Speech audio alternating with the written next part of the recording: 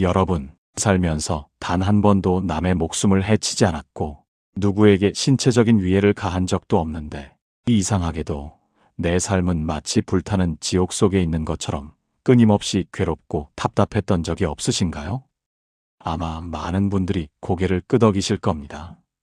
우리는 흔히 살생이나 도둑질 같은 눈에 보이는 죄만이 무겁다고 생각하지만 부처님께서는 우리 평범한 이들이 매일같이 저지르면서도 깨닫지 못하는, 때로는 살생보다 더 무섭게 우리의 영혼을 갉아먹고 인생을 지옥으로 만드는 최악의 업보에 대해 경고하셨습니다.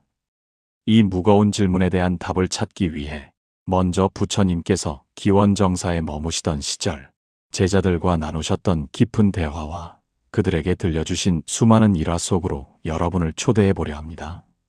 어느 맑은 아침, 부처님께서 기원정사의 숲길을 거닐고 계실 때였습니다. 그때 코칼리카라는 이름의 수행자가 잔뜩 찌푸린 얼굴로 부처님을 찾아왔습니다. 그는 평소 시기심이 많고 남을 비방하기를 즐기는 성격이었지요.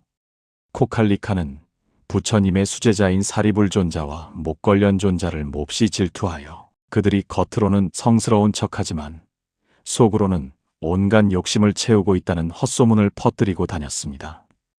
부처님께서는 코칼리카를 인자한 눈빛으로 바라보며 말씀하셨습니다. 코칼리카야, 그렇게 말하지 마라. 사리불과 목걸련은 청정한 마음을 가진 이들이니라. 그들에게 악한 마음을 품는 것은 너 스스로의 마음에 독을 뿌리는 것과 같으니라. 하지만 코칼리카는 부처님의 만류에도 불구하고 고집을 꺾지 않았습니다. 부처님, 저는 제 눈으로 직접 보았습니다. 그들은 가식적이고 위선적입니다. 그렇게 3번이나 부처님의 경고를 무시하고 물러난 코칼리카는 그날 밤부터 온몸에 종기가 돋아나기 시작했습니다. 처음에는 겨자씨만 하던 종기가 점점 커져 콩알만해졌고 나중에는 대추알만하게 부풀어 올라 고름이 터지고 피가 흘러나왔습니다. 그는 온몸이 불에 타는 듯한 고통 속에서 비명을 지르다 결국 목숨을 잃고 말았습니다. 제자들이 이 소식을 듣고 슬퍼하며 부처님께 여쭈었습니다. 부처님, 코칼리카는 죽어서 어디로 갔습니까? 부처님께서는 안타까운 표정으로 대답하셨습니다. 수행자들이여, 코칼리카는 남을 비방한 그 입의 업보로 인해 대연지옥에 떨어졌느니라. 사람은 태어날 때 입안에 도끼를 가지고 태어나는 법이다. 어리석은 자는 그 도끼로 남을 베고 결국에는 자신까지 베어버리고 마는 것이다. 남을 근거 없이 비난하고 시기하는 말은 칼로 살을 베는 것보다 더 깊은 상처를 영혼에 남기며 그것이 쌓여 인생을 지옥으로 만드는 가장 무서운 업이 되느니라. 부처님께서는 이어서 또 다른 이야기를 들려주셨습니다. 옛날 어느 깊은 산속 목가에 수달 2마리가 살고 있었다. 그들은 아주 친한 친구였는데 어느 날 커다란 물고기 1마리를 함께 잡게 되었지. 머리 쪽이 더 맛있는지 꼬리 쪽이 더 맛있는지를 두고 다투던 수달들은 지나가던 여우에게 판결을 내려달라고 부탁했다. 여우는 속으로 쾌재를 부르며 말했다. 내가 공정하게 나누어 주마. 그러고는 물고기의 머리와 꼬리를 뚝 잘라 각각 수달들에게 주고 가장 살이 많고 맛있는 몸통은 자신이 차지해버렸다. 두 수달은 서로를 믿지 못하고 다툰 탓에 가장 귀한 것을 잃고 말았지. 제자들아, 사람의 욕심과 시기심에서 나오는 말 한마디는 이 수달들처럼 소중한 인연을 갈라놓고 자신에게 돌아올 복을 스스로 발로 차버리는 행위와 같다. 살생은 몸으로 짓는 죄이나 그릇된 말과 생각은 마음의 뿌리부터 썩게 만드니 이것이 어찌 무섭지 않겠느냐. 부처님께서는 잠시 침묵하시다가 다시 말씀을 이어가셨습니다. 아난다야, 강가에 사는 어느 거북이의 이야기를 들어보아라. 가뭄이 들어 연못이 말라가자 거북이는 살기를 찾아야 했다. 그때 하늘을 날던 2마리의 기러기가 거북이를 도와주겠다고 나섰지. 기러기들은 막대기 하나를 가져와 양끝을 입으로 물고 거북이에게는 막대기 가운데를 꽉 물라고 했다. 절대로 입을 열어서는 안 된다. 만약 입을 열면 너는 땅으로 떨어져 죽게 될 것이다. 기러기들이 거북이를 매달고 하늘을 날아 마을 위를 지나갈 때였다. 밑에서 이 광경을 보던 아이들이 손가락질하며 웃어댔다. 와, 저기 봐라. 거북이가 기러기한테 끌려가고 있네. 정말 바보 같은 거북이야. 그 소리를 들은 거북이는 화가 머리끝까지 치밀어 올랐다. 자신을 무시하는 아이들에게 한마디 해주고 싶어 입을 여는 순간 거북이는 막대기를 놓치고 차가운 바닥으로 떨어져 목숨을 잃고 말았다. 수행자들이여, 참지 못하는 화와 그 화를 참지 못해 내뱉는 말 한마디가 평생 쌓아온 공덕을 한순간에 무너뜨리고 목숨까지 위태롭게 한다는 것을 잊지 마라. 부처님의 가르침은 계속되었습니다. 제자들아, 어느 마을에 아코사카 바라문이라는 사람이 살고 있었다. 그는 부처인 나를 몹시 미워하여 어느 날 나를 찾아와 온갖 욕설과 비방을 퍼부었지. 나는 그저 묵묵히 그의 말을 듣고만 있었다. 욕설이 끝나자 나는 그에게 물었다. 바라문이여, 당신의 집에 손님이 찾아와 선물을 가져왔는데 당신이 그 선물을 받지 않는다면 그 선물은 누구의 것이 되겠는가? 바라문은 당연하다는 듯 대답했다. 그거야 가져온 사람의 것이 되겠지요.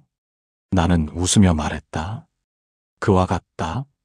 당신이 나에게 준 욕설과 비방을 내가 받지 않았으니 그것은 고스란히 당신의 차지가 될 것이다. 메아리가 소리를 따르고 그림자가 몸을 따르듯 내가 내뱉은 악한 말은 반드시 너에게 돌아가 너의 인생을 괴롭게 할 것이다. 바라문은 그제야 자신의 잘못을 깨닫고 고개를 숙였다. 사람들은 누군가를 욕할 때 그것이 상대에게 상처를 준다고 생각하지만 사실은 그 독이 든 잔을 자신이 먼저 마시는 것과 다름없느니라. 이야기는 더 깊은 곳으로 향했습니다. 옛날 어느 왕국의 궁전에 진차 마나비카라는 여인이 있었다. 그녀는 외모가 출중했으나 마음속에는 검은 욕망이 가득했지. 그녀는 부처인 나의 명성을 시기한 다른 종교인들의 꾀임에 빠져 내가 자신을 임신시켰다는 거짓 소문을 퍼뜨리기로 했다. 그녀는 배에 나무 그릇을 묶어 옷 속에 넣고 임산부 행세를 하며 많은 사람들 앞에서 나를 비난했다. 부처여, 당신은 고결한 척 설법을 하고 있지만 나를 이렇게 만들어 놓고 왜 책임지지 않는가? 그때 제석천이 생쥐로 변해 그녀의 배에 묶인 끈을 갈각 끊어버렸다. 나무 그릇이 바닥으로 툭 떨어지자 그녀의 거짓말이 천하에 드러났지. 사람들의 비난 속에 도망치던 그녀는 발을 헛디뎌 땅이 갈라지는 지진 속에 삼켜지고 말았다. 제자야, 진실을 왜곡하고 남을 곤경에 빠뜨리기 위해 꾸며낸 말은 세상의 어떤 칼보다 날카롭게 자신을 찌르는 법이다. 이것이 바로 살생보다 무서운 망어의 업보이니라. 부처님께서는 제자들에게 주변 환경과 말의 중요성에 대해서도 일러주셨습니다. 어느 숲에 앵무새 형제가 살고 있었다. 어느 날 거센 폭풍우가 몰아쳐 형제는 서로 떨어지게 되었지. 형 앵무새는 도둑들이 모여 사는 소굴로 떨어졌고 동생 앵무새는 지혜로운 수행자들이 공부하는 사원으로 떨어졌다. 세월이 흘러 사냥을 하던 왕이 도둑의 소굴 근처를 지나게 되었다. 그때 형 앵무새가 소리쳤다. 저기 왕이 온다. 어서 잡아라. 칼을 갈아라. 다 빼앗아라. 왕은 깜짝 놀라 도망쳐 사원 근처에 다다랐다. 그러자 동생 앵무새가 우아하게 날아와 말했다. 오시느라 고생하셨습니다. 대왕이여. 시원한 물을 드시고 잠시 쉬어가소서. 이곳은 평화로운 안식처입니다. 왕은 같은 앵무새인데 어찌 이리 말이 다르냐고 물었다. 제자들아, 사람도 이와 같다. 어떤 말을 듣고 어떤 말을 하며 사느냐에 따라 그 사람의 운명이 결정된다. 악한 말 속에 살면 인생이 지옥이 되고 선한 말 속에 살면 그곳이 곧 극락인 것이다. 부처님께서는 또한 본질을 잃어버린 말의 허망함에 대해 경고하셨습니다. 어느 전쟁터에서 한 병사가 독화살을 맞았다. 의사가 달려와 화살을 뽑으려 하자 병사가 소리쳤다. 잠깐! 이 화살을 쏜 놈이 누구인지, 키는 큰지 작은지, 화살깃은 독수리 털인지, 매 털인지 알기 전까지는 절대로 뽑지 않겠소? 그는 쓸데없는 질문을 퍼붓다가 결국 독이 온몸에 퍼져 죽고 말았다. 수행자들이여, 인생은 짧고 고통은 실제한다. 남의 허물을 들추고 과거의 원망을 쏟아내고 미래의 불안을 말하느라 정작 지금 이 순간 내 마음에 독화살을 뽑는 일을 소홀히 하지 마라. 불필요한 말들은 우리의 눈을 가리고 진정으로 행복해질 기회를 앗아가는 가장 큰 장애물이다. 부처님께서는 마지막으로 입에서 나오는 독에 대해 다시 한번 강조하셨습니다. 옛날 어느 장사꾼이 아주 귀한 보석을 가지고 길을 가고 있었다. 그때 길에서 입에 독살을 물고 있는 남자를 만났지. 남자는 고통에 몸부림치면서도 독살을 놓지 않았다. 장사꾼이 물었다. 왜 그 위험한 것을 입에 물고 있소? 남자가 대답했다. 이 독사는 사실 내 혀라오. 내가 평생 남을 헐뜯고 미워하는 말을 내뱉었더니 어느 순간 내 혀가 독사가 되어 나를 물고 놓아주지 않는구려. 제자들아, 이것은 비유가 아니다. 우리가 내뱉는 모든 말은 우리의 잠재의식 속에 씨앗으로 남는다. 남을 저주하는 말은 내 영혼의 가시를 심는 것이고, 남을 비웃는 말은 내 인격에 구멍을 내는 것이다. 살생은 육신을 해치지만 그릇된 언어의 업은 영혼의 영원한 평화를 파괴하느니라. 부처님의 이 깊은 지혜는 수천 년이 지난 지금 우리에게도 똑같이 적용됩니다.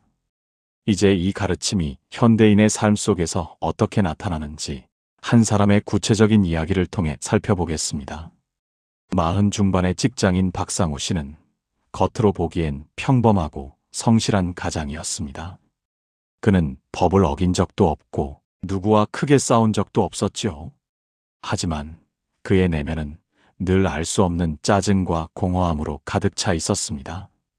박상우 씨의 가장 큰 문제는 습관적인 비방과 냉소였습니다. 점심시간이면 동료들과 모여 상사의 뒷담화를 주도했고, 그 사람은 실력이 없어서 운으로 올라간 거야라며 타인의 성취를 깎아내렸습니다. 집에 돌아와서는 아내에게 당신이 집에서 하는 일이 뭐가 있다고 힘들다고 그래?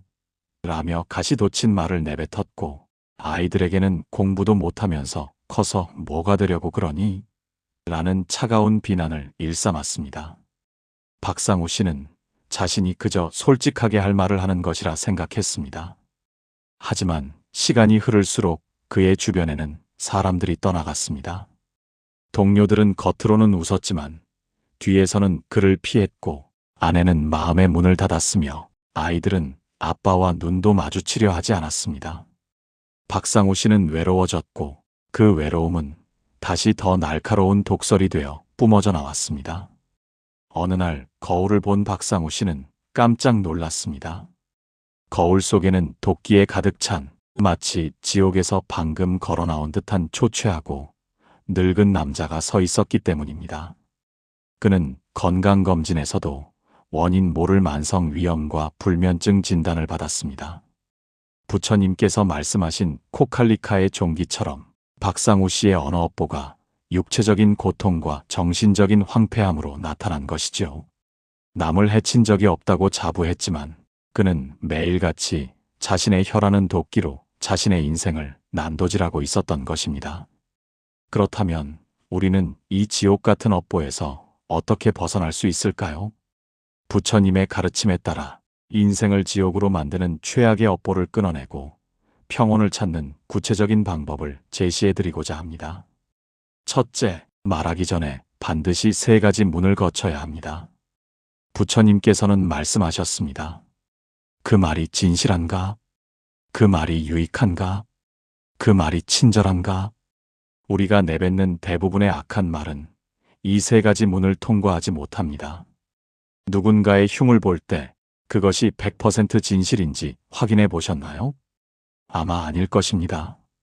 설령 진실이라 해도 그 말을 전하는 것이 상대방이나 나에게 무슨 유익이 있습니까? 단지 순간적인 쾌감일 뿐입니다. 마지막으로 그 말이 친절의 옷을 입고 있습니까? 날카로운 칼날 같은 말은 진실 여부와 상관없이 듣는 이의 영혼을 베어냅니다. 박상우 씨처럼 습관적으로 냉소적인 말을 내뱉는 사람들은 이 세 가지 문을 세우는 연습부터 해야 합니다. 말을 내뱉기 직전 3초만 멈추십시오. 그 짧은 멈춤이 지옥으로 가는 길을 막는 가장 강력한 방패가 됩니다.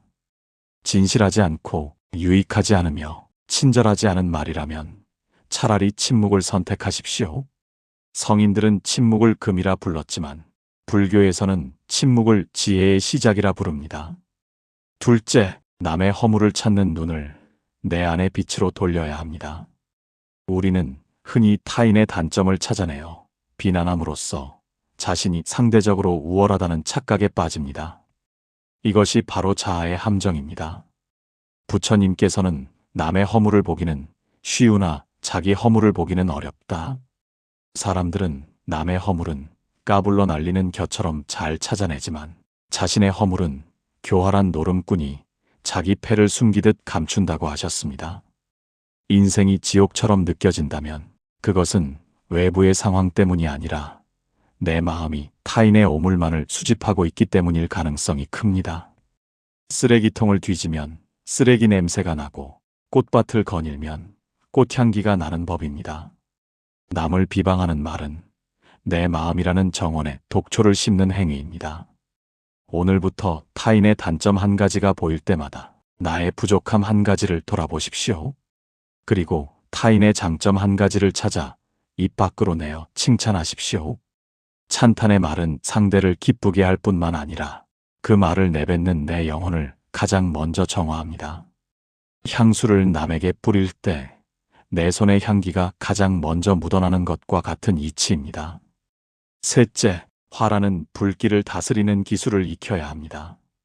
살생보다 무서운 업보는 대개 통제되지 않은 분노에서 시작됩니다. 화가 치밀어 오를 때 우리는 이성을 잃고 가장 잔인한 단어들을 골라 상대의 심장에 꽂습니다. 하지만 부처님께서는 말씀하셨습니다. 화에 사로잡혀 내뱉는 말은 뜨거운 숯덩이를 손에 쥐고 남에게 던지는 것과 같다. 상대가 맞든 맞지 않든 가장 먼저 타버리는 것은 바로 자신의 손바닥이다. 분노가 일어날 때는 내가 지금 뜨거운 숯을 쥐고 있다는 사실을 알아차려야 합니다. 그것을 던지는 순간 상대와의 인연은 타버리고 나에게는 평생 지워지지 않는 업보의 흉터가 남습니다. 그럴 때는 깊은 호흡을 3번 하십시오. 들이마시는 숨에 내 안의 불길을 보고 내뱉는 숨에 그 열기를 식히십시오. 분노의 에너지를 파괴적인 언어가 아닌 나를 보호하고 상황을 개선하는 차분한 행동으로 전환하는 훈련이 필요합니다. 지옥은 사후에 가는 곳이 아니라 분노로 이글거리는 내 마음이 곧 현재의 지옥임을 명심해야 합니다. 넷째, 말의 인과 법칙을 깊이 믿어야 합니다. 우리가 무심코 던진 말 한마디는 공중으로 사라지지 않습니다. 그것은 우주의 거대한 기록 장치에 새겨지며 반드시 어떤 형태로든 나에게 되돌아옵니다. 친절한 말은 복이 되어 돌아오고 악한 말은 화가 되어 돌아옵니다.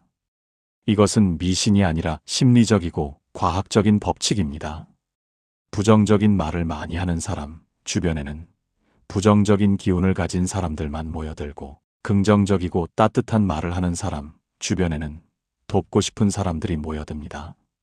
박상우 씨가 외로워졌던 이유는 그가 스스로 가시나무 울타리를 쳤기 때문입니다. 인생의 운을 바꾸고 싶다면 가장 먼저 입버릇을 바꾸십시오. 덕분입니다. 감사합니다. 그럴 수도 있겠네요. 라는 부드러운 언어들이 내 삶의 토양을 비옥하게 만듭니다. 그 비옥한 토양 위에서 비로소 평온과 행복이라는 꽃이 피어나는 것입니다. 여러분, 이제 우리는 알게 되었습니다. 내 인생을 지옥으로 만드는 가장 무서운 악마는 외부에 있는 것이 아니라 내 입안에 도끼를 물고 있는 나의 혀와 시기와 분노로 가득 찬 나의 마음 속에 있다는 것을 말입니다. 살생하지 않았다고 안심하지 마십시오.